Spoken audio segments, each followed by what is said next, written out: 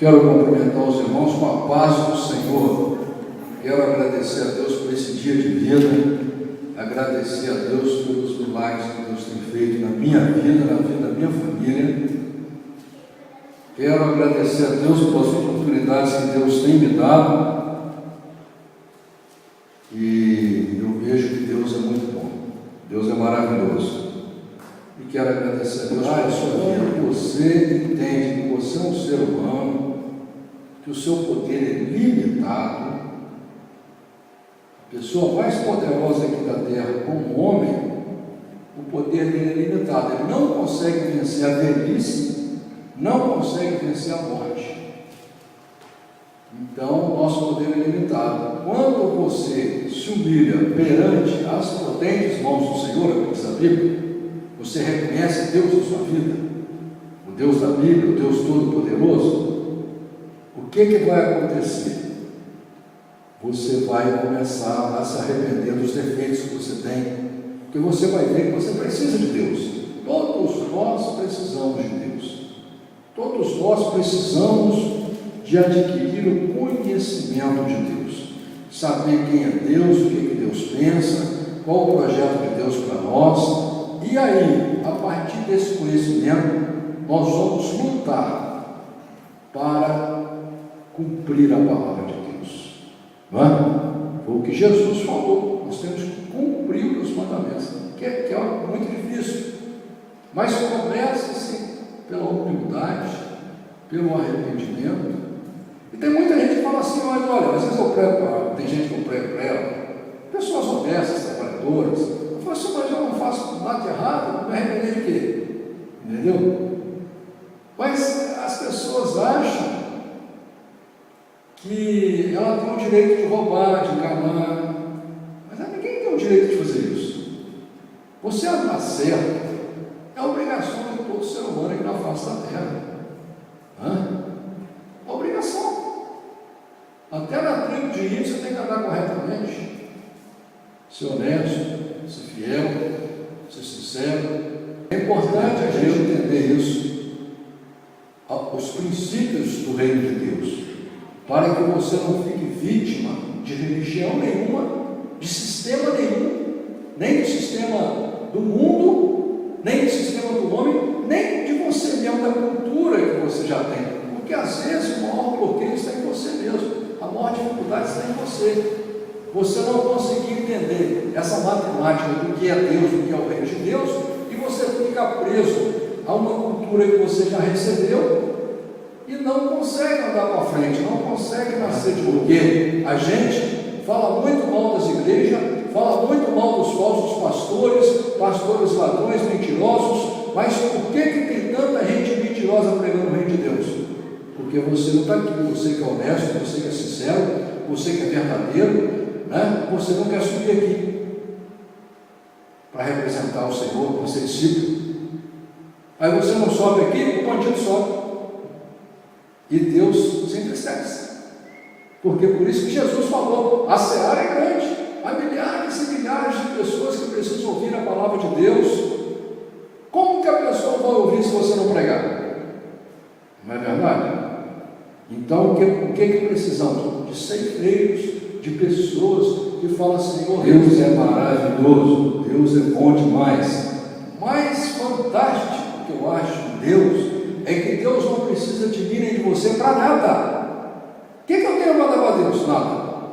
Eu, quando casei com a minha esposa, eu estava de zóio grande nela, né? A gente sempre é interesseiro, né? Tem gente que casa com o cabelo da pessoa, tem gente que casa com o olho, tem gente que casa com o corpo, tem gente que casa porque a pessoa tem dinheiro e vai por aí fora, né? A gente sempre tem interesse.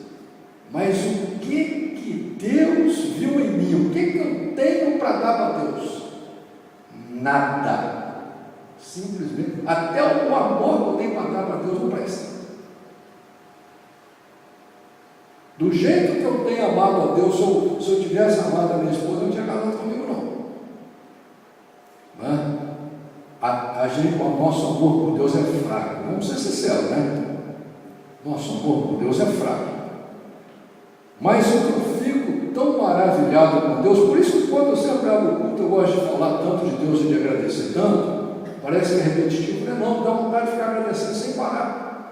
Por isso que quando você lê lá em Apocalipse, os anjos de Deus estavam lá perante o trono de Deus e falando assim: Santo, Santo, Santo, Santo, Santo é o Senhor Deus Todo-Poderoso. Por que eles repetiam? Porque a santidade de Deus é maravilhosa, aquele amor perfeito, a justiça perfeita, a verdade perfeita. Isso é uma coisa fantástica. E você vê, nós aqui, uma igrejinha sem vergonha dessa daqui, mal acabada, mal feita, né? Um discípulo igual eu, apenas um servo útil, entendeu? Nós aqui, pessoas simples, comum, e a gente aqui falando de Deus e Deus ouvindo e concordando. É brincadeira um negócio desse, né? É coisa assim, eu fico impressionado demais. Porque talvez você não sentiu ali, mas eu sou diz o outro, Deus me chamou para ser sacerdote, né? Então eu tenho uma ligação assim, mais profunda com Deus, porque eu busco mais a Deus. Não que Deus não tenha aliança com você, é porque eu busco mais a Deus, então eu tenho mais intimidade com Deus. Então eu sinto a presença de Deus mesmo, de verdade. E eu fico maravilhado como que pode, né? Quem somos nós? Para que Deus possa nos ouvir, para que Deus possa se agradar de nós. Muito bem, irmãos, eu quero tocar num assunto muito interessante, muito importante, sobre o dia do Senhor. Eu gosto de firmar um texto para basear naquilo que está escrito nas Escrituras Sagradas, que é o mais importante, porque o ideal é que você seja um servo de Jesus. O ideal é que você siga Jesus. O ideal é que o pastor seja Jesus.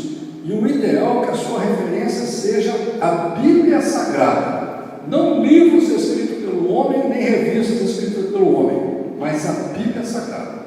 Esse é que é o ideal para você. Portanto, não acredite em mim, acredite na Bíblia e acredite em Deus. Mas eu quero falar sobre o dia do Senhor. E lá no livro de Malaquias, capítulo 3, eis eu envio o meu mensageiro, que preparará o caminho diante de mim.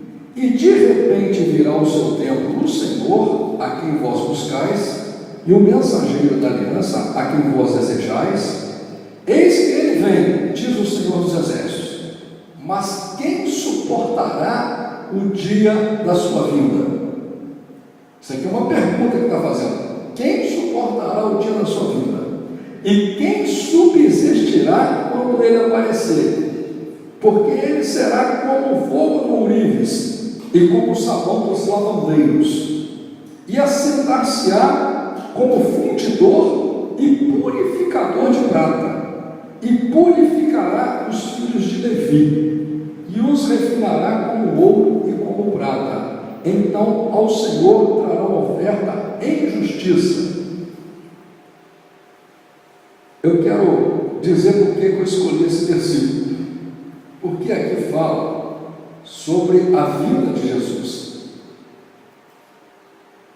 E a maioria das igrejas pregam que depois que Jesus veio, que morreu por nós na cruz do Calvário, agora você vive pela graça. Você não precisa de fazer nada, que Jesus veio trazer a facilidade. Jesus veio trazer a facilidade. Você não vai ficar doente nunca mais, você não vai pegar gripe, você não vai pegar nada mais.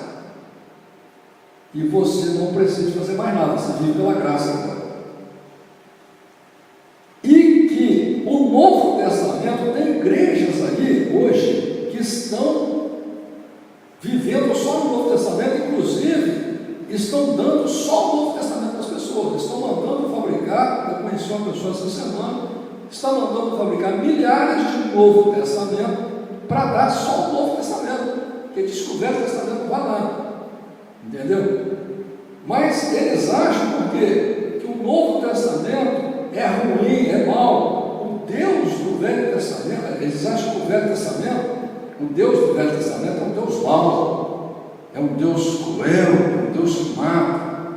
Só que a Bíblia diz que Deus é o mesmo de ontem, o mesmo de hoje, será o mesmo de sempre. Deus não mudou, Deus é o mesmo. O que está escrito no Velho Testamento é o mesmo que está escrito no Novo. O que Deus mandou de verdade pode ler lá que você vai ver, amar a Deus sobre todas as coisas, com todo o teu coração. Aquelas leis ali é por causa da ignorância do povo e da dureza do coração deles. Aquelas leis não foram criadas porque Deus quis, nem foram criadas por Deus. O povo que queria aquelas leis. E aqui diz uma coisa maravilhosa, porque diz que quando Jesus viesse, estava falando que João Batista ia preparar o caminho para Jesus. Está dizendo, eis que enviou o meu mensageiro para preparar o caminho diante de mim. Então João Batista ia preparar o caminho diante de Jesus. E de repente virá ao seu tempo o Senhor, a quem vós buscais, e o mensageiro da aliança, a quem vós desejais. Esse que ele vem, diz o Senhor dos Exércitos. Mas quem suportará o dia da sua vinda? Por quê? A palavra que Jesus pregou ela é tão forte, tão poderosa, que a igreja não suportou, matou ele. Porque eles mataram Jesus por quê? Por causa da palavra dele. Por que mataram Estevão? Por causa da palavra de Estevão. Por que eles batiam Paulo, perseguiam Paulo? Se Paulo era fariseu. Por causa da palavra dele. Então, irmãos, hoje nós vivemos na graça, mas é muito mais difícil viver na graça. Por quê? Jesus falou: a quem mais é dado, mais será cobrado. O pessoal, antigamente no Velho Testamento, eles não tinham luz elétrica, eles não sabiam ler. Você vê que Pedro era analfabeto, o apóstolo Pedro era analfabeto. Eles não tinham a facilidade de leitura que a gente tem, eles não tinham o conhecimento que a gente tem, eles não tinham a mente aberta como a gente tem. Hoje você só faz coisa errada porque você quer fazer, porque a lei está escrita no seu coração. Você sabe o que é certo e errado. Hoje um menino de 10 anos de idade sabe o que é certo e errado. E a lei está clara na nossa mão. Por isso que diz aqui que ninguém iria subsistir quando ele aparecesse. E diz que Jesus ia ser como o fogo do Ourives, que pega aquela pedra de ouro toda feia, toda ruim lá, é levada ao fogo e se transforma no ouro puro, na prata pura. E aqui diz que quando você for purificado de verdade pela palavra de Deus,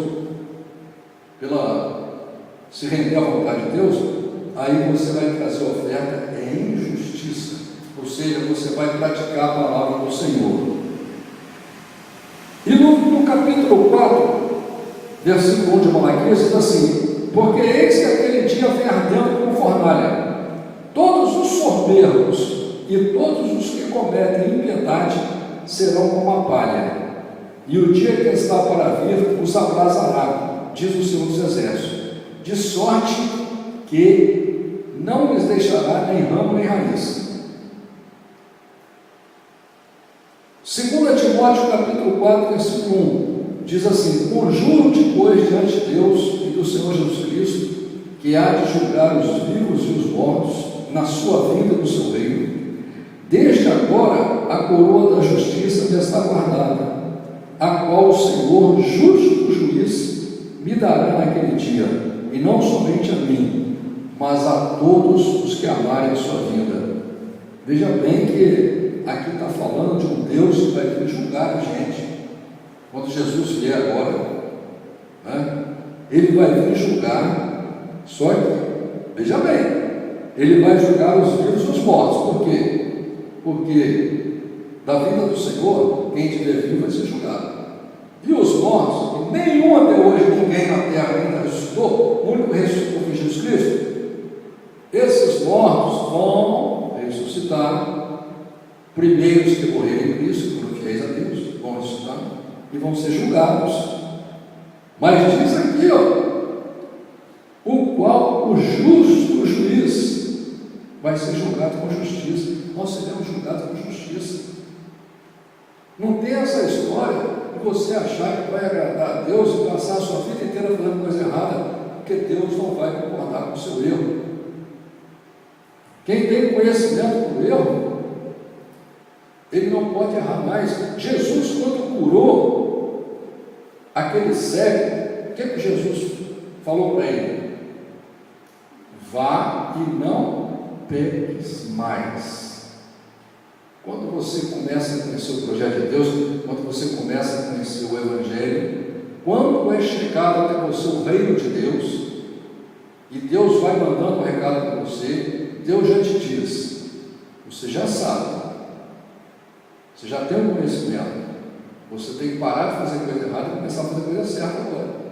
Porque como que você vai pertencer a um reino justo, achando que você pode ficar eternamente fazendo coisa errada? Muito bem. Isaías capítulo 2, versículo 12. Porque o dia do Senhor dos Exércitos será contra todo o soberbo e altivo, e contra todo o que se exalta, para que seja abatido. Tem muita gente que vira cristão, se acha, bota um terninho, uma Bíblia do lado do braço, só porque ele leu a Bíblia mais do que você, ele acha que ele é melhor que você. Mas aqui Deus está falando para esse vai ser abatido. Deus está procurando pessoas humildes, pessoas simples de coração, pessoas que buscam amor, que buscam ser bondosas, que buscam ser a luz desse mundo, que buscam viver dentro da verdade, da justiça, do amor. E quem não fizer isso vai pagar, porque Deus vai ser contra ele. Versículo Isaías 13:6. Clamai, pois, o dia do Senhor está perto. Vem do Todo-Poderoso com consolação. Eis que o dia do Senhor, horrendo é, com furor e ira ardente, para pôr a terra em assolação e dela destruir os pecadores. Olha que palavra forte, olha que palavra forte. Ezequiel 33, porque está perto o dia, sim, está perto o dia do Senhor, dia nublado será o tempo dos gentios. Joel 1,15, ai do dia, porque o dia do Senhor está perto, e virá com a assolação do Todo-Poderoso. Joel 2,11, e o Senhor levantará sua voz diante do seu exército, porque muitíssimo grande é o seu arraial, porque poderoso é, executando a sua palavra. Porque o dia do Senhor é grande e muito terrível, e quem o poderá suportar? O sol se converterá em trevas e a lua em sangue, antes que venha o grande e terrível dia do Senhor. Amós capítulo 5, versículo 18. Ai daqueles que desejam o dia do Senhor. Para que quereis vós esse dia?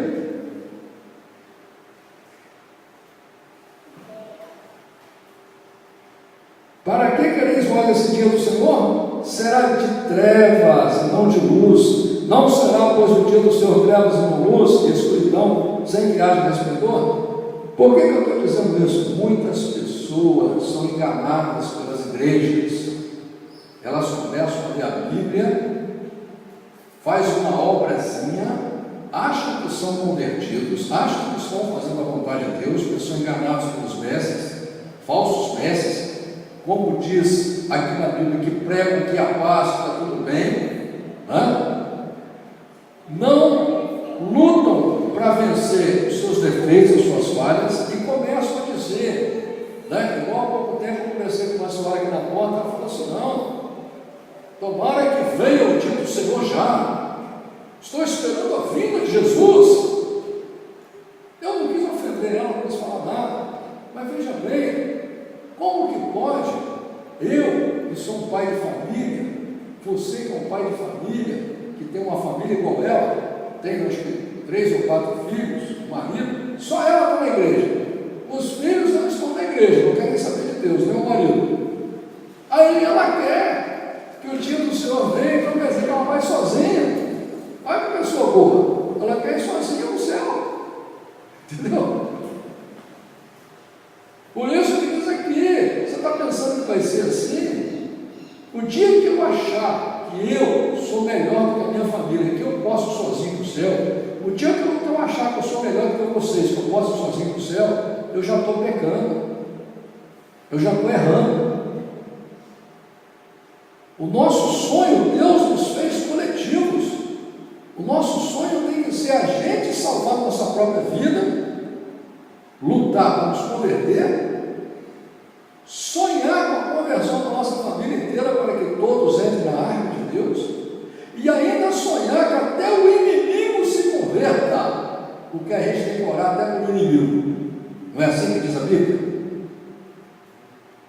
Esse tem que ser o nosso desejo. Agora, como que igual eu falei para a mulher ali, eu quero viver até os 120, porque se Jesus vier hoje, eu estou frito, eu não sei nem se eu vou conseguir passar. Eu fui falar isso um dia na casa de um amigo meu, quase me expulsou da casa dele. Eu fui falar na casa de uma amiga minha, ela se revoltou comigo, botou a família dela inteira contra mim. Ah, pastor, o senhor que teve vindo aqui na minha casa, disse que eu não vou para o céu, eu vou para o inferno. Eu falei, eu não falei nada disso. Eu disse que eu ainda falei, fui claro, eu falei, Ela falou, mas você não pode falar isso, você tem que ter certeza da salvação. Eu falei, como é que eu vou ter certeza da salvação, menino? Se você me apertar aqui no canto, eu sou capaz de te matar? Não são assim? Ou vou fingir para Deus que eu agora sou o cara mais santo do mundo, que vai acontecer um imprevisto na minha vida, aí alguém vai me apertar no canto aí, eu vou resistir até a morte. O apóstolo Pedro, quando viu que o negócio pegou, ele arrancou uma espada, ele achou uma espada. O apóstolo Pedro, que sabia tudo isso, que era muito melhor do que eu, na hora que vieram prender Jesus, ele achou uma espada, não sei de quem, não sei se ele tomou do soldado, e cortou a orelha do servo do sumo sacerdote, cortou a orelha de mal, ia matar o mal. Jesus falou, para com isso, meu irmão. Quem vencer pela espada será vencido. Quem conhece a Bíblia sabe disso. Agora você acha que eu sou melhor do que o apóstolo Pedro? Na hora se me apertar, eu vou achar uma espada, um canivete, um revólver, eu vou torcer para não fazer isso. Mas agora eu vou dizer perante Deus que eu sou esse cara mais forte do mundo. Eu não sou, você não é. Eu não sou tudo fraquinho. Essa é a verdade. Essa é a verdade. Aí os caras, eu acho que agora eu vou chegar aqui e vou ficar falando para Deus, ó Senhor, venha hoje, é capaz de ninguém me levar. Aí eu vou deixar minha família aqui, vou deixar meus fiéis tudo aqui, falou, tchau para vocês que se danem aí, tá? Até logo, bem feito, tem que se danar. Sendo que a Bíblia diz que eu não posso nem me alegrar quando o meu inimigo cai. Quando eu vejo a desgraça, a calamidade do meu inimigo, eu não posso nem me alegrar. Eu ainda tenho que, o certo é você me ajoelhar e falar assim, eu tenho misericórdia dele. Tenha compaixão do meu inimigo, porque ele é cego. Jesus estava apanhando, depois de passar a noite inteira apanhando, sendo esbofeteado, cuspido, massacrado, humilhado. Jesus de manhã, carregando aquela cruz pesada, com o corpo todo escalavrado. Jesus falou, Pai, perdoa, eles não sabem o que fazem. Porque era gente que não tinha a palavra de Deus dentro deles, não tinha a qualidade de Deus, não tinha o reino de Deus dentro dele. Não é? Eram cegos. Então, por isso eu acho fantástica essa palavra. Aqui Deus fala, ai daqueles que ficam pedindo o dia do Senhor, achando que o dia do Senhor vai ser beleza, vai parar ônibus na porta de tudo quanto é igreja, eu vou tudo para o céu. Ai que beleza, você é crente? Sou. Qual igreja que você é? Deixa eu ver essa carteirinha.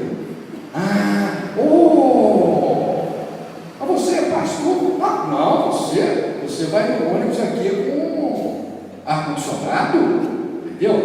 É brincadeira, os caras, entendeu? Fora a quantidade de coitadinho que tira o dinheiro da família dele, tira o dinheiro dos filhos, entendeu? Para poder dar para a igreja, ele acha que está comprando Deus, faz carnê, entendeu? Agora as igrejas mais perto estão usando aquele PagSeguro e estão usando também as máquinas de cartão de crédito. Por quê? Porque antes tinha fiel com entusiasmo, chegava a montar e dava um cheque de 10.000 reais. Aí eles batiam lá, não tinha fundo, porque na hora que depois eles se arrependiam, aí não tinha fundo, entendeu? Aqui no Gideão, aqui, o que dava de cheque sem fundo era para esse cinema. E eles ainda ficavam xingando o cara, safado, deu cheque sem fundo, entendeu? Então,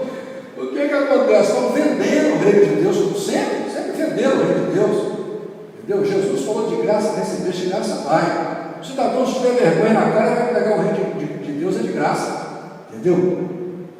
Eu primeiro não acredito em igreja que tem filial. Não acredito. Não acredito em igreja que tem filial. A igreja que tiver filial, não acredito nela. Por quê? Porque Deus chamou a gente para fazer discípulo. Igual eu sou um discípulo. Né? O discípulo, pastor é tipo João. Né? Então, se é pastor, Deus chamou a gente para fazer pastor. Para vir na sala de aula aqui, se tiver 200 pessoas aqui, o meu objetivo tem que ser que essas 200 pessoas se transformem em pastores. Essas 200 pessoas se transformem em discípulos. Para quê? Para ele sair por aí pregando. Se amanhã um quiser abrir uma igreja aqui do lado, ele abre. Se ele quiser abrir lá, ele abre. Ou você acha que em qualquer parte do mundo Deus não pode levantar uma pessoa para ser pastor? Precisa de eu agora ter uma igreja em Itajaí, aí eu tenho que ter uma igreja em São Paulo, porque eu sou o único cara que sou melhor que todo mundo. Entendeu? Isso é empresa para ganhar dinheiro, rapaz. Deus tem capacidade para levantar uma pessoa em Itajaí, outra em Balneário Camboriú, outra em Itapema, 10 lá em Curitiba, 20 lá em São Paulo. Olha, agora precisa de eu agora que tem que ter todas as igrejas, tem que ser tudo minha. Isso é mentira, conversa fiada. E ainda vai tomar dinheiro dos outros, porque Deus precisa. Se você não der, entendeu? Está vendo o cara falando agora, se você não pagar o carnê, entendeu? Você está frito, se você não pagar o carnê, entendeu? Não vai curar. Seu filho está doente, você não está pagando o carnê. Que é isso, meu irmão? Que conversa fiada é essa? Sabe quando você vai conseguir comprar Deus? Nunca! O dia que você conseguir comprar Deus, eu posso te garantir que esse cidadão não é Deus, é o capeta que você está comprando.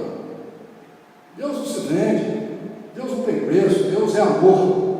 Acabou. Aí o que fala a Bíblia? Deus é amor.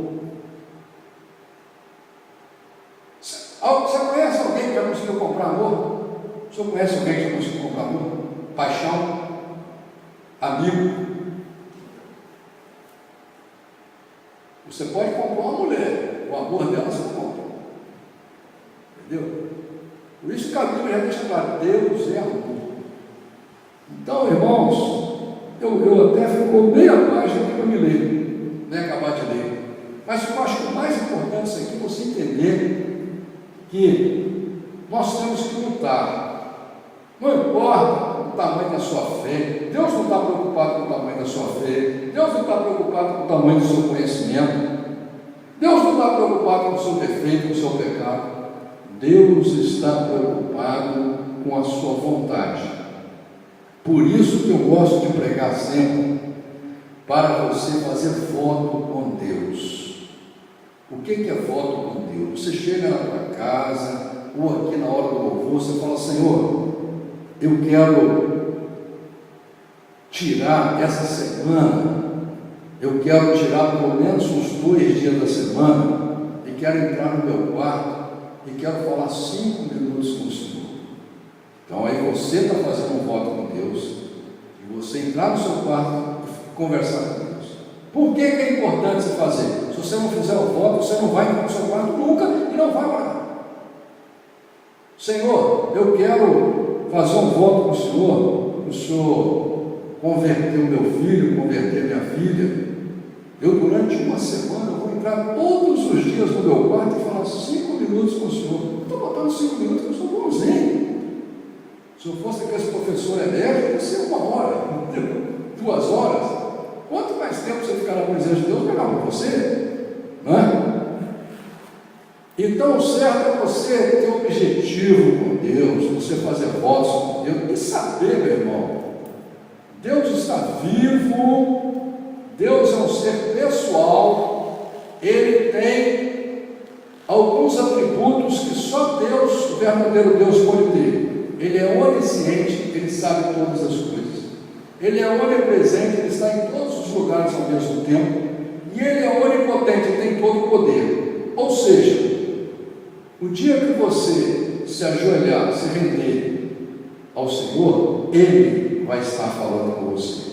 Hoje nós temos esse privilégio que Deus fala com qualquer pessoa, desde que ela tome apenas uma atitude de ser sincera com Ele. Só isso. Por isso que a Bíblia diz que Deus não ouve oração de todo mundo, não. Porque as pessoas não sabem orar, irmão. As pessoas não sabem orar. As pessoas querem ser fingidas logo com Deus. Porque tem gente que consegue ser fingido consigo próprio, que é o pior ainda, né? É o tal do hipócrita que a Bíblia fala aqui. Mas, meu irmão, você pode ser fingido com você pode ser fingido com o que você quiser. Não seja fingido com Deus. Né? Ainda há pouco tempo agora, uma pessoa falou assim: minha mulher falou que se o pastor Súrio ficar sabendo, eu falei que ficar sabendo, rapaz, não tem nada na tua vida. Eu não estou com você, eu não sou casado com você. Você por mim, você pode dormir com um homem, com uma mulher, você pode fazer o que você quiser na sua vida. Pode beber, pode fumar, pode cheirar cocaína. O que eu tenho na sua vida? Eu só apenas um pregador. Eu prego o reino de Deus, só isso. O que você vai fazer na sua vida, você não problema teu. A minha igreja está a porta aberta. Se você quiser entrar, você entra. Se quiser sair, você sai. O dia que você quiser vir, você vem. O dia que você não quiser vir, você não vem. Né? Agora, eu sou pastor para cuidar da vida alheia. Eu não cuido da vida de ninguém. Mal eu consigo cuidar da minha e da minha família. Né? Então, o importante, meu irmão, não é o que o homem está vendo da sua vida. O importante é o que Deus está vendo. Deus está vendo. A sua obrigação é com Deus. Você tem que sempre se lembrar: opa, Deus viu. Chega para Deus e fala abertamente os teus pensamentos ruins, os teus sentimentos ruins, essa coisa nada ruim que você tem dentro de você aí. Fala para Deus, conversa com Deus, né? Seja sincero com Deus. Por quê? Deus te cura, Deus vai limpando você, Deus vai te transformando, Deus vai te purificando, Deus vai mudando a palavra da sua boca, Deus vai mudando o teu pensamento, Deus vai mudando o teu caminho, Deus vai te abençoando, Deus vai tornando a sua vida linda e maravilhosa, desde que você seja sincero. Eu quero falar aqui sobre o livro de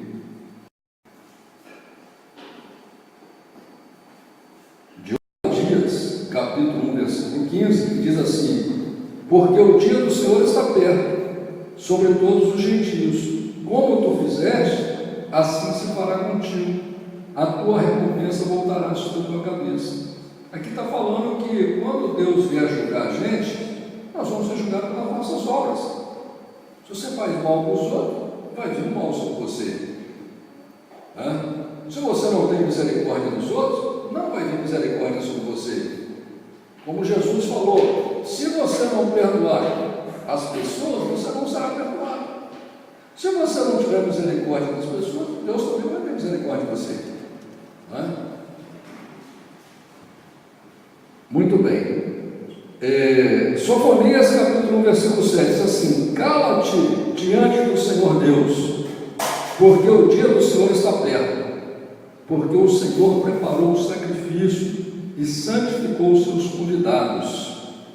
O grande dia do Senhor está perto. Sim, está perto, se apressa muito. Amarga é a voz do dia do Senhor, clamará ali o poderoso. Olha que versículo fantástico. Hoje está todo mundo vendendo o reino de Deus e pregando uma graça que ela não tem como existir. E você não precisa fazer esforço nenhum, que você já está salvo. Isso é uma mentira, porque o próprio Deus aqui diz: cala-te diante do Senhor Deus. Ou seja, aceita o projeto de Deus, lembra que você é apenas barro, lembre-se que você é um ser humano falho, fraco, pequeno, cheio de coisas ruins dentro de você, e que você tem que aceitar o projeto de Deus antes que chegue o dia do Senhor. E aqui diz que Deus preparou um sacrifício e santificou os seus convidados. Na verdade, os convidados para o dia do Senhor são aqueles que vão se santificar. O que é a santificação? A pessoa acha que santificação agora é nascer asa, virar santo para voar, entendeu? Santificação não é nada disso. Santificação é você viver pela fé, a fé em Deus, a fé no projeto de Deus, e por amor a Deus, por acreditar na palavra dele, no projeto dele, você vai deixar de fazer muitas coisas que o seu corpo pede para você fazer, que o seu gênio pede para você fazer. Que diferença que tem entre uma pessoa correta e um ladrão? O corpo é o mesmo, o olho é o mesmo, todos os dois têm dois olhos, duas orelhas, um nariz, uma boca, é gente. Qual a diferença? É o pensamento de um, pensamento do outro. Um está com muito mais coisa ruim dentro dele do que o outro. A pessoa honesta, ela também tem tentações. A pessoa honesta, ela tem pensamentos ruins também. A pessoa honesta, ela tem oportunidades que chamam ela a fazer coisa errada. Mas ela para e pensa assim, não, eu não vou. Por quê? Porque eu tenho objetivos, eu sou uma pessoa honesta. E Deus, Ele fez a Bíblia, fez a igreja, Ele nos ensina aqui a sermos pessoas honestas, sinceras, corretas, fiéis, pessoas amáveis, carinhosas, generosas, misericordiosas, bondosas. É o que está escrito em Gálatas capítulo 5, os frutos do Espírito. Se você ler lá os frutos do Espírito, você vai ver que você está longe um pouco daquilo ali. Eu estou longe, você está longe. Então, nós temos que nos esforçar, porque para a gente conseguir nos encaixar dentro do projeto de Deus. Porque Deus não vai mudar o projeto dele por causa de nós. Você acha que Deus deveria mudar o projeto dele com a gente? Eu acho que não. Porque senão, qualquer lugar que Deus levar a gente, se for continuar vivendo na terra depois da ressurreição, se for viver em Marte, se for viver na Lua, se for viver no céu, e a gente continuar com esses pensamentos ruins que tem, essa iniquidade que é em nós, essa quantidade de maldade que é em nós vamos estragar o lugar lá. O homem não veio aqui na terra estragar a terra? Ou a terra está maravilhosa? O pensamento do homem é que está causando todo esse problema aí na terra, não é?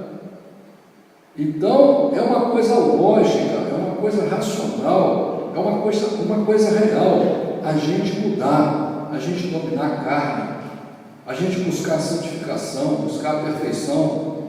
Se você vai conseguir, eu não sei se eu vou conseguir, mas eu acho que isso é uma coisa natural. É a mesma coisa, por exemplo, você casa com uma pessoa, você casa com uma mulher, você já sabe, se você vai casar, você vai ter que ser fiel a ela. Ela já sabe que vai ter que ser fiel a você. Aí agora você é o galã, acostumado a agarrar todo mundo. Aí você casa e vai querer continuar agarrando todo mundo porque você gosta? Porque você acha certo? Você acha lindo? Está certo isso? Claro que não. A realidade qual é? Você casou, você tomou a atitude de casar, é porque você vai cumprir as regras do casamento. Vai se sujeitar à mulher, vai se sujeitar aos filhos, e assim sucessivamente. Vai se sujeitar às contas que vão vir, não é? Também, o casamento com Deus é assim. O nosso objetivo aqui é casar com Deus, é ter uma aliança com Deus. Então, nós temos que cumprir as regras de Deus. Por isso que esse versículo diz isso. Atos capítulo 2, versículo 20, diz assim: o sol se converterá em trevas e a lua em sangue, antes de chegar o grande e glorioso dia do Senhor. Muitas igrejas dizem que já houve a ressurreição, que já aconteceu isso. Mas você conhece na história, algum livro de história, alguém que já contou esse fato? Será que ninguém até hoje viu, conseguiu escrever que o que aconteceu isso aqui, o sol se converteu em trevas, a lua em sangue, que o mar subiu? Não aconteceu isso ainda. Se não aconteceu isso ainda não houve a ressurreição, ainda não chegou o dia do Senhor, e graças a Deus, porque ainda há tempo da gente se converter. Não é?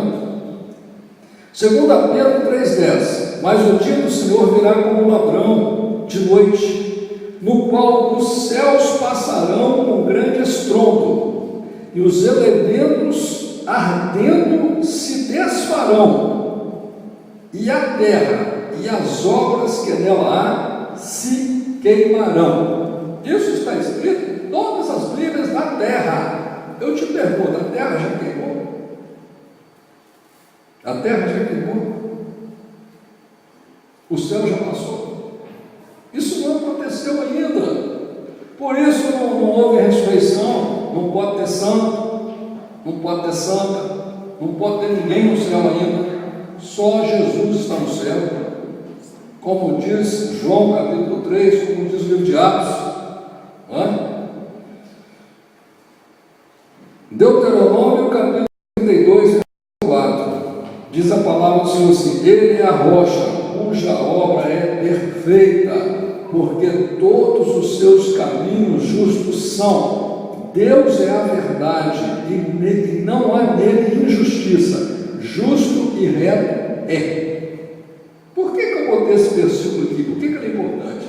Para você saber que o Deus da Bíblia é um Deus justo, um Deus reto, um Deus da verdade absoluta. Isso é muito importante. Eu acho isso muito importante. Eu acho muito maravilhoso eu saber que existe em algum lugar um ser com essa capacidade, verdadeiramente honesto, verdadeiramente justo, verdadeiramente amoroso, um amor sincero. Né? Eu acho isso fantástico. É uma das coisas que me faz lutar quando a fraqueza me pega, porque eu nunca recebi em toda a minha vida a oportunidade de ser amado, nem de amar alguém com essas capacidades. Nem eu tenho. Eu não tenho nem para dar para ninguém. O amor que eu tenho para dar para os outros é uma porcaria. Vocês estão conhecendo isso? A minha verdade é quase verdade, não é verdade mesmo. A minha justiça também é a justiça do homem. Essa justiça que você sabe aí. Né? Então eu acho que vale a pena lutar para ter uma amizade, para amar esse Deus tão maravilhoso, que te ama gratuitamente e que é o melhor para você. 2 Samuel capítulo 7, versículo 28, diz assim: Agora, pois, Senhor Deus, Tu és o mesmo Deus, e as Tuas palavras são verdade, e tens falado ao Teu servo este bem. Aqui, esse é um versículo interessante, porque a Bíblia diz que Deus é o mesmo de ontem, é o mesmo de hoje e será o mesmo de sempre. Deus não mudou e Deus não muda. E a palavra de Deus é a verdade, a palavra de Deus não muda. Deus vai cumprir tudo que está escrito na Bíblia. Porque a Bíblia foi escrita por Deus, a Bíblia é a palavra de Deus. E eu acho fantástico isso daqui, porque muitas pessoas, eles escrevem um Deus aí mudado, um Deus que concorda com a mentira, que concorda com a falsidade, com a hipocrisia, com o fingimento, não é? E o Deus da Bíblia, ele é perfeito. Salmo 119, 142, diz a palavra de Deus assim: A tua justiça é uma justiça eterna, e a tua lei é a verdade. Ou seja, a justiça de Deus nunca mudou. Nunca mudou. Porque as pessoas falam: o Deus do Velho Testamento é mau, o Deus do Velho Testamento é injusto, o Deus do Velho Testamento é isso, o Deus do Novo Testamento é bonzinho. A justiça de Deus nunca mudou, a verdade de Deus nunca mudou, o amor de Deus nunca mudou. Deus é o mesmo. Zacarias capítulo 8, versículo 16. Estas são as coisas que deveis fazer. Olha o que Deus pede para nós. Falai a verdade cada um com o seu próximo. A Bíblia é clara aqui. Falai a verdade cada um com o seu próximo. Executai juízo de verdade e de paz nas vossas portas. Isso é muito importante. Porque tem muita igreja aí. E essa semana eu vi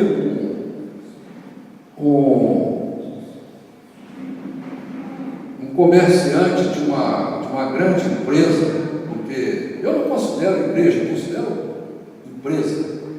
Um comerciante, um presidente de uma grande igreja, aí, uma grande empresa, né, daqui da nossa cidade, dizer que essas igrejinhas igual a minha aqui tinha que acabar, que isso é igrejola, isso aqui é igual botequim, entendeu? Sendo que o cara era um pé rapado, que não tinha nem o que comer, não sabe nem falar português direito, só porque a igreja dele é grande, pegando mentira e tomando dinheiro dos outros, ele acha que a igreja como a nossa não devia existir. Mas o diabo ele é soberbo assim mesmo, o diabo é mentira. Jesus, sendo Deus, ele é humilde, entendeu? Louvado seja Deus. E essas igrejas, igual essas igrejas grandes, essa igreja que eu estou falando aí, eu acho que eles não leem esse versículo não. Porque os servos deles e eles não executam a verdade, não falam a verdade com o seu próximo, não. Primeiro, que dão falsa profecia para todo mundo. Segundo, que mente até para a criança. Quando comemora Natal, a gente sabe que o Natal é uma mentira. Quando eles comemoram o Natal, e ensinam as criancinhas a comemorar Natal, e arrecadam milhões do coitado do fiel para dar para o pobre. Aí vão lá, compram um monte de brinquedinho de 1,99 e dá para o pobre. E diz que você tem que comemorar Natal. Eu me lembro que eu era católico, apostólico romano, amigo do padre, e o dia que a minha filha nasceu, eu tomei uma decisão de nunca mais na minha vida comemorar Natal, porque eu falei comigo mesmo: como que eu vou mentir com uma filha minha? Que tipo de homem é você se eu mentir com uma filha minha? Não, mas é uma mentirinha. Não existe mentirinha, não existe meia mentira, não existe mentirona. O que é mentira, e a mentira, João 8,44, a mentira é do capeta. Não existe esse negócio. Isso é para a gente se vergonha. Entendeu? O verdadeiro cristão, ele pode até mentir, mas ele vai assumir perante Deus e perante os outros: eu menti, eu errei, eu falhei, eu estou lutando para não mentir, eu não aceito a mentira, mas como eu sou fraco, me pegaram distraído, aconteceu uma circunstância, eu menti. Eu posso amanhã mentir? Não sei, eu sou um ser humano. Mas assumir a mentira e dizer que a mentira é verdade, isso é coisa do capeta. Porque a Bíblia diz claramente que o pai da mentira é o diabo. Aí vem essas pessoas aí, querendo ser dona do reino de Deus. Eu quero dizer para você, meu irmão, Deus não faz acepção de pessoas, Deus não faz diferença de pessoas. Para Deus não existe título, para Deus não existe mais bonito, mais sabido. Deus deixou claro que se você acha que você vai ser o maior, que você seja o menor. Se você acha que você é grande, vem lavar o meu pé aqui. Vem lavar o meu pé como Jesus fez, foi lavar o pé dos discípulos dele. Para Deus o maior é aquele que humildemente entrega o coração a Deus e tem fé em Deus.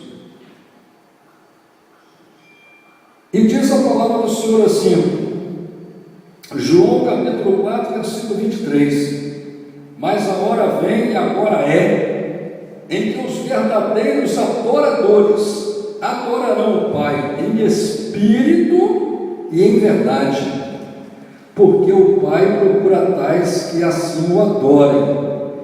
Deus é espírito, e importa que os que o adorem em espírito e em verdade. Tem gente que acha que está agradando a Deus, está adorando a Deus. Aí ele chega na frente de um pedaço de pau, esculpido uma imagem ali, um pedaço de pedra, de gesso, e fica achando que aquilo ali é um Deus, porque só Deus pode fazer milagre na vida da pessoa. Como que um pedaço de pau vai fazer milagre na vida de uma pessoa? E essa pessoa se ajoelha perante essa imagem feita de madeira, de gesso, de pedra, achando que aquilo ali é um Deus, e pede para essa imagem salvar ele, ajudar ele, consertar a vida dele, não é? Sendo que a Bíblia deixa claro, Deus é Espírito,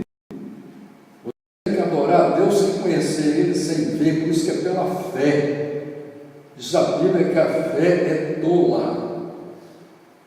Qualquer pessoa aqui na terra que for tentar pegar a fé, que for tentar palpar a fé, que for tentar estudar para descobrir, que querer provar que Deus existe, ele não vai achar Deus em lugar nenhum, nunca. Você vai encontrar Deus através da simplicidade. A hora que você se humilhar, reconhecer que você não é nada, e que Deus é o Todo-Poderoso, e que você precisa dele, você depende dele, e você aceitar o Deus da Bíblia, e querer andar com ele, querer ser amigo dele, querer ser fiel a ele, aí sim você vai conhecer Deus. Mas através de conhecimento de homem, palavra de homem não vale nada, conhecimento de homem não vale nada, sabedoria de homem não vale nada, pregar bonito não adianta nada. Não adianta chegar o cara que fala o português mais bonito do mundo e falar frases maravilhosas. O apóstolo Paulo já falou isso. Não adianta você pegar com palavras persuasivas de homem. O que importa para o ser humano é a palavra de Deus, o que está escrito na Bíblia. E até porque você não é chamado para seguir ninguém aqui na terra. Não é? Tem um monte de igreja aí, irmão, que o coitado do fiel, ele vira até pastor na igreja, mas ele vira escravo do pastor presidente, porque ele está debaixo da cobertura espiritual, como se aquele pastor fosse um santo, poderosíssimo, entendeu? Pode ir em qualquer igreja dessa aí, tem a tal da cobertura espiritual. Se você chegar lá, numa igreja dessa aí, o cara diz: olha, eu queria pregar na sua igreja aí, eu sou missionário, eu sou um presbítero, eu sou um pastor. Assim, ó, quem é a cobertura espiritual do Senhor? Coisa ridícula. A Bíblia não fala disso. A partir do momento que se você se rende ao projeto de Deus, Deus está com você, né? Deus não tem ninguém por melhor do que ninguém. O cidadão aí não consegue nem solucionar a vida dele, os problemas dele, não consegue nem se curar, né? Igual esse que falou da igrejola aí, vive doente,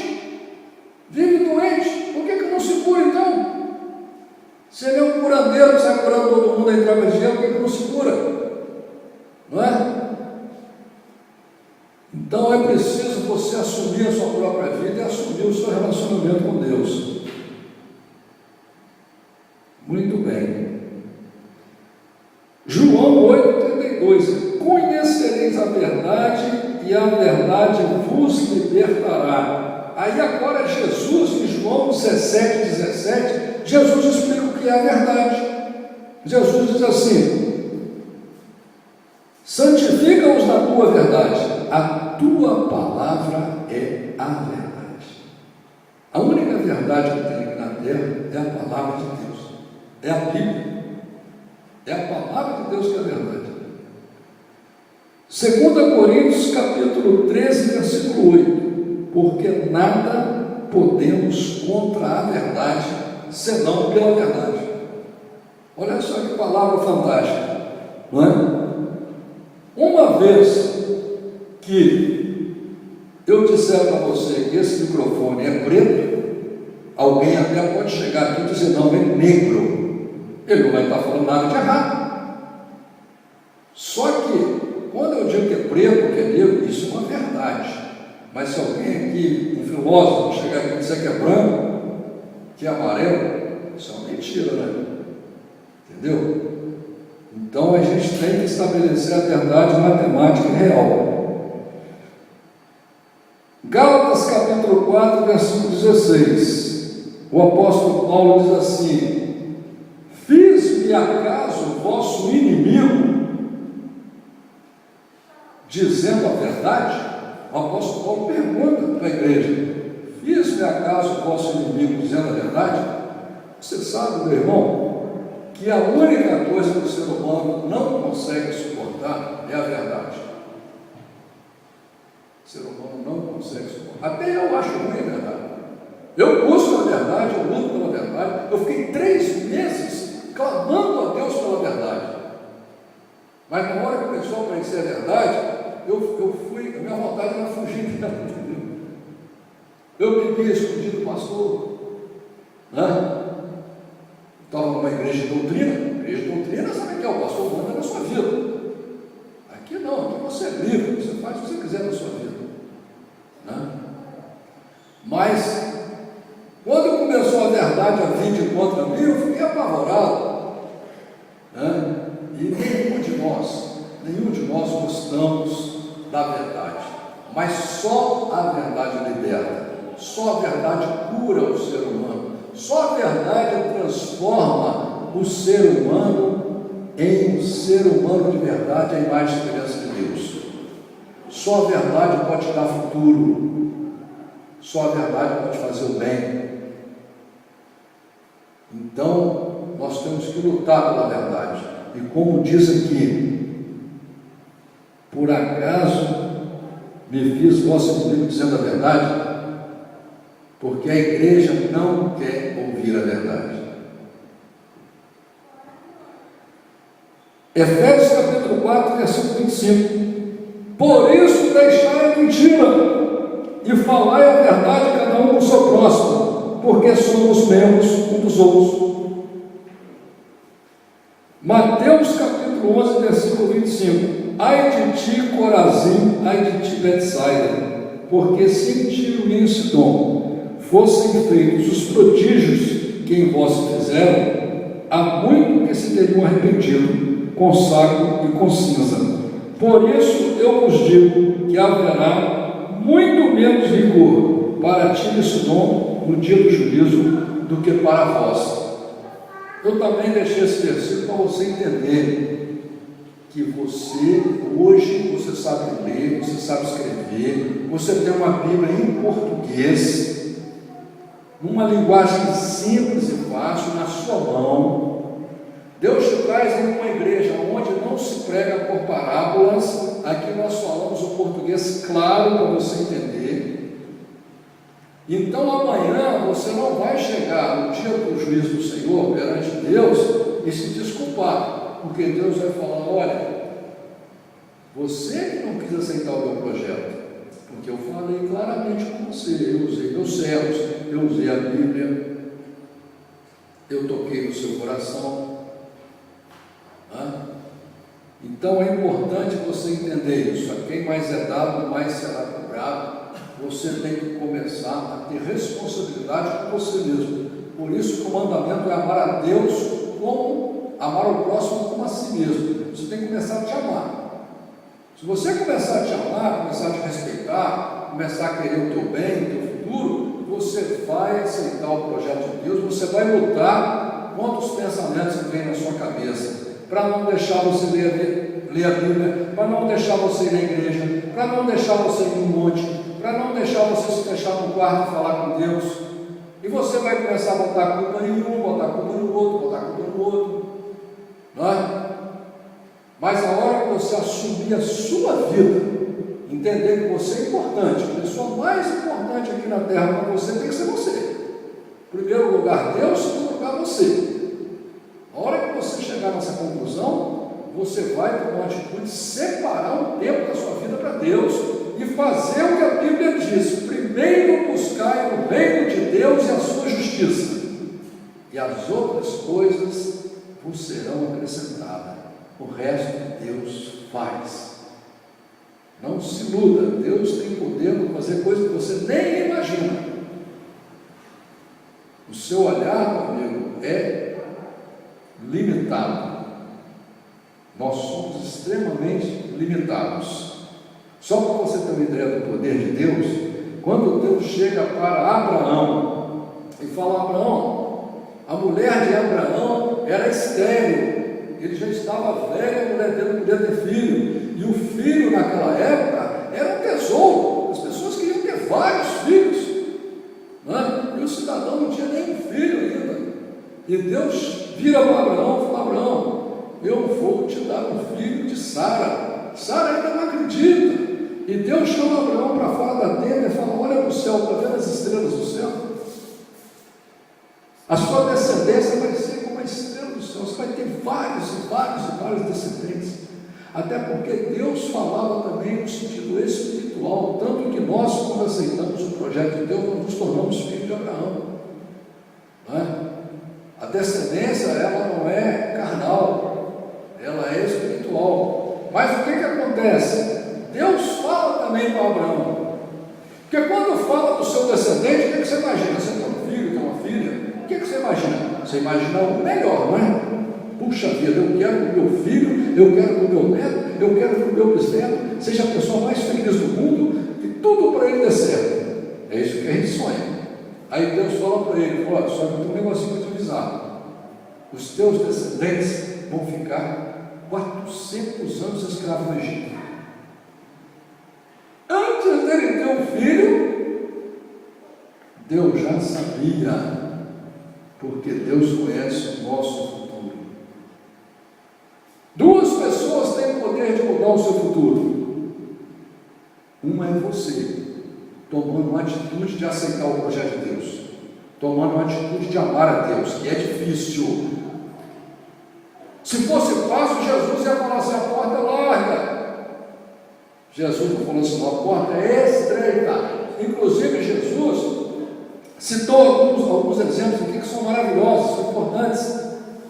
Um jovem rico chega para ele, um outro jovem que chega para ele que cumpria todos os mandamentos.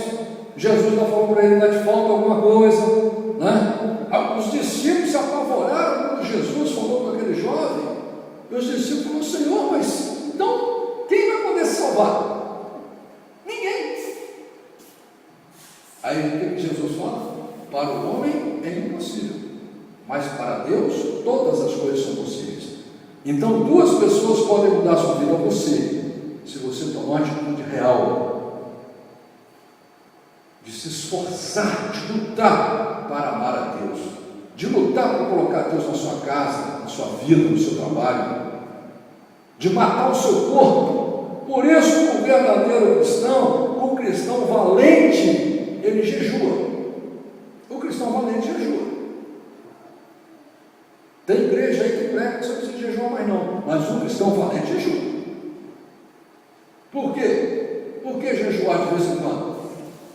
Pelo menos uma vez por mês, ou cada 2 meses, ou cada 3 meses, fazer um jejum de 24 horas. Por quê? Porque você mata o teu corpo. Você diz para o teu corpo assim, meu amigo, quem manda em você sou eu.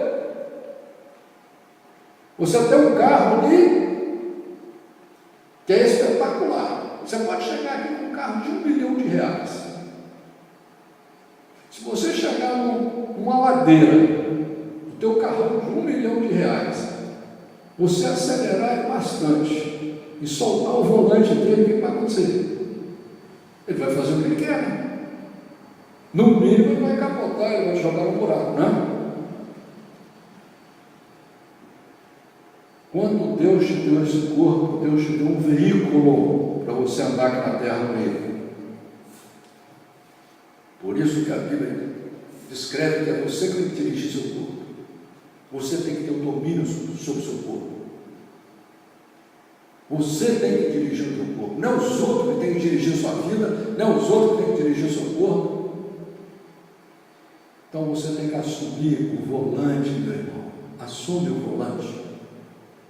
E mande no seu corpo, mande nele. Não é? Porque, sabe por quê, irmão? Se você não tomar essa atitude de mandar no seu corpo, você não fica com vontade de ir na igreja, você não consegue ler a Bíblia, você não consegue entrar no quarto e orar. Aí tem uma pessoa na sua casa doente, tem uma pessoa na sua casa sofrendo, você não consegue orar por essa pessoa, você fica vivendo toda a vida no acaso, você fica vivendo toda a vida no materialismo, você nunca assume o reino de Deus, você nunca assume a aliança com Deus. Essa é a verdade. A primeira pessoa que pode mudar o seu futuro é você, e a segunda é Deus. Porque naquilo que você não conseguir, Deus consegue com você. Por isso que Jesus pediu para a gente orar. O que é orar? A pessoa acha que a oração é ficar rezando lá. Orar é exatamente você apresentar as suas dificuldades, as suas fraquezas. Falar, Senhor, olha só, a semana passou, eu não consegui ler a Bíblia. Senhor, a semana passou, eu fui na igreja, eu li a Bíblia, mas eu ainda, olha, fiquei nervoso hoje, fiquei bravo hoje, eu cheguei um carro no trânsito. Eu tentei jogar meu carro em cima de mim aqui no trânsito. Eu fiz isso de errado, eu fiz aquilo de errado. Oração é isso, você vai se consertando perante Deus, e Deus aí Ele vai te ajudar onde? Na sua fraqueza. Naquilo que você não pode, naquilo que você não vê. Às vezes, o diabo, ele está armando um laço para você, às vezes o diabo está te caçando. Você já viu que o diabo caça as pessoas na rua? De vez em quando você está vendo a televisão na cidade aberta, aí está vindo um cara com o carro lá, ele para o carro, aparecem 3 ladrões para assaltar o cara e mata o cara. Não é uma armadilha que está sendo feita para ele? Sabe como que Deus te livra dessa armadilha? Quando você tem aliança com Deus. Se o ladrão estiver ali esperando alguém, você chega, ele nem te vê. E se ele vê, ele desiste de te assaltar. Entendeu?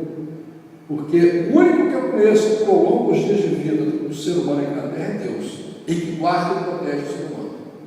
Então, quem pode mudar a sua vida por bem é Deus e você.